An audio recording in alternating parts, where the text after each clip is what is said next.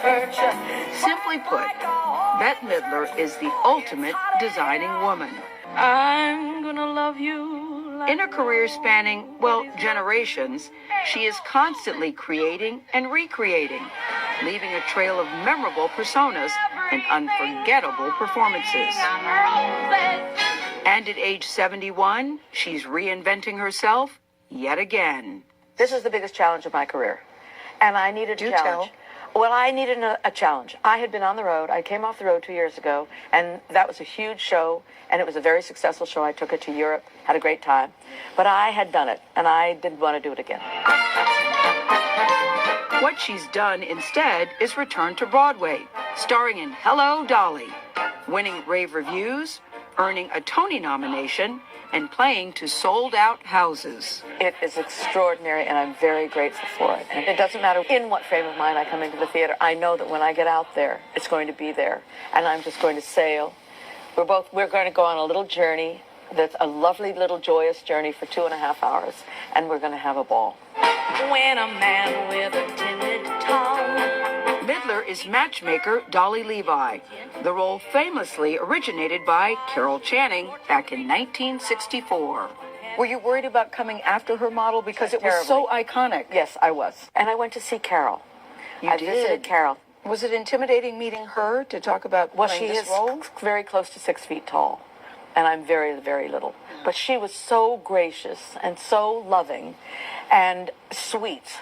That's all I can say. It was an unforgettable afternoon with her. Yes. To Midler, Dolly has a message aimed at one particular group. This part it's for a woman of a certain age who can make it her own. And it can be hilarious. And I really wanted it to be funny. You said something interesting. You said women of a certain age. And every time I hear that, because now that phrase, I'm starting to hear that a lot. Oh, really? Yes.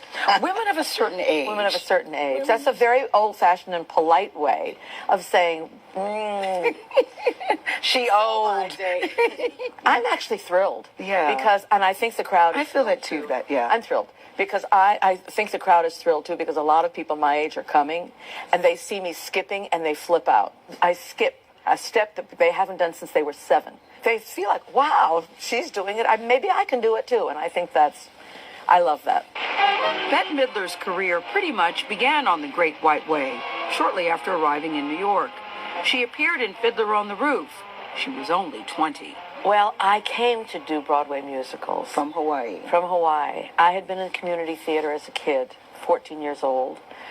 Was fired from my first show. Why? Because I upstaged the lead. Okay. Note to self.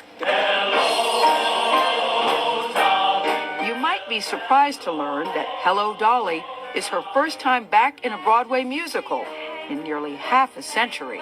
But then, years ago, it's been 50 years since you were... 50 years. That's a long time. No lie. 50 years. 50 years it's taken you to come back to the musical theater. Yes. Isn't that Since you love it so much, why? Why did it take you so long? I loved it. I loved it in the days that I was working in it, but it changed, It changed considerably. It wasn't musical comedy anymore. It was more musical theater. It became much more serious. I wanted musical comedy. I wanted to be funny on the stage, and I wanted to be able to sing and dance on the stage. Can I just say something? I love your hair, Bette. The pink, what do you call them? Salmon color highlights. Yes. Tell me that. Tell me the story. I would love There's no story. It's semi-permanent. Wash it in, wash it out. Have some fun. I know, but you don't see, there I go again, women of a certain age with pink highlights. Yes, you do. Fair to say, Bette Midler does it all. Singer, comedian, actress, activist, truly comfortable center stage. I've heard you say that on stage you are absolutely fearless, that you are really in your comfort zone when you're on the stage. Yeah, I'm very happy here. I've been happy ever since I discovered that I could make people laugh. And it's a great place to be. It's warm. It's very warm. The lights are warm. And it's fabulous. You look great because the lights are so gorgeous. And often they put you in a very beautiful costume, so you look your best. Yeah. So, yes, I am very comfortable here. At ease in public, private in real life. I'm shy. I'm basically quite shy. So I wanted to... Stop, Bette Midler, stop. What? You No, are truly. basically shy. I'm a librarian, and everyone knows it. I've been saying it for years. I'm like a reader. I'm a bookworm. I peek out and I observe. I'm very observant, and I do take things from a lot of sources, but I'm shy. Midler has made dozens of movies, from Hocus Pocus and Beaches to The First Wives Club. But one role stands out. The Rose.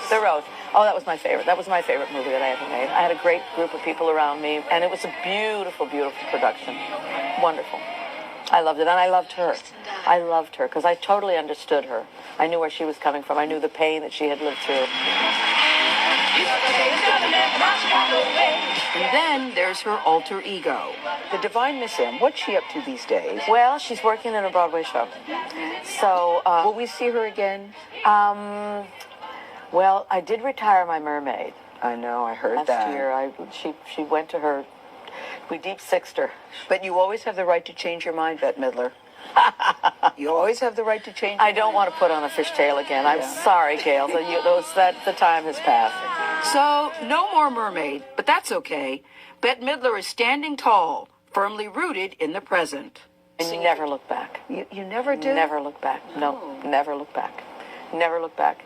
Because if you're looking back, you can't look forward. You can't go forward.